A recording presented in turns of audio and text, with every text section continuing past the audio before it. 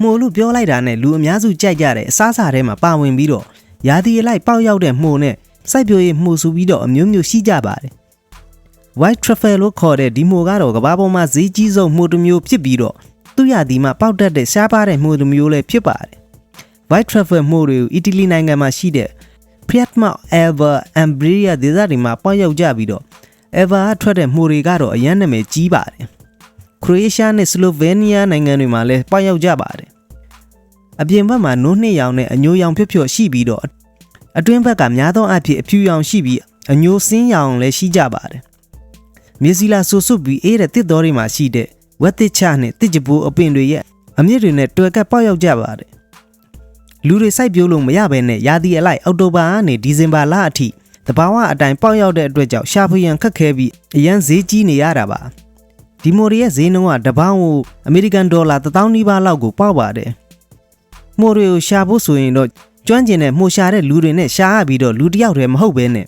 တည်တည်ချာချာလေ့ကျင့်ပေးထားတဲ့အထူးခွေးတွေဝက်တွေနဲ့ရှာကြရတာပါအများစုကတော့ခွေးတွေကိုအသုံးပြုကြပြီးဝက်ကတော့မှုကိုတွေ့တာနဲ့စားလိုက်တဲ့အတွက်ကြောင့်အသုံးပြုကြတာနည်းပါတယ်မြေအောက်9စင်တီမီတာအနက်မှာရှိပြီးတော့ခွေးတွေကမှုတွေကိုတွေ့ရင်လူကိုအချက်ပြပြီးညှင်းညင်းသက်သက်တူးဖို့ယူကြရပါတယ်အနက်ကပြင်းပြီးတော့မြေကြီးအနက်မိုးရွာပြီးခါစားတစ်ခတ်ဆူဆူအနက်နဲ့ကြက်သွန်ဖြူအနက်စားတဲ့အနက်မျိုးရရှိပါတယ်အရသာကလည်းစားလိုက်တာနဲ့အစပိုင်းမှာမှုနဲ့ကြက်သွန်ဖြူခက်ပြင်းပြင်းအရသာရှိပြီးတော့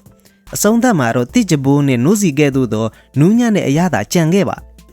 အပူပေးလိုက်မယ်ဆိုရင်တော့အနက်နဲ့အရသာပြက်ပြဲသွားတဲ့အတွက်အစိမ်းပဲစားကြတာပါပစတာရီဆိုတိုကျုပ်ပြုတ်တို့နဲ့တွဲစားဖို့ကောင်းပြီးတော့ဈေးကြီးတဲ့ cheese တွေကြက်သားငါးကဲ့သို့နူးညံ့တဲ့အသားတွေနဲ့လည်းစားကြပါတယ်နမကြီးစပိုးမှုတွေရဲ့လက်ဆွဲတော့ဖြစ်ပြီးတော့မှုတကာထည့်ရင်လည်းဂျင်းနဲ့အနှဲငယ်သာချစ်ပြီးဒေါ်လာ1000တန်နဲ့ဟင်းပွဲတွေမှာပဲအသုံးပြုကြတာပါ2009ခုနှစ်ဒီဇင်ဘာလမှာ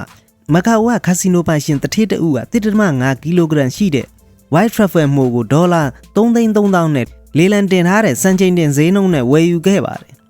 ဒါပေမဲ့ဒီမှုတွေရဲ့အနက်နဲ့အရသာပြင်းတဲ့အတွက်ကြောင့်မကြိုက်တဲ့သူတွေကတော့မြေကြီးနှက်နဲ့တူတယ်လို့ပြောကြပြီးတော့ကျိုင်းနှစ်သက်တဲ့သူတွေကတော့ဘဝတတက်တာမှာမေးမရနိုင်တဲ့အရသာဆိုပြီးတော့တင်စားခေါ်ကြပါတယ်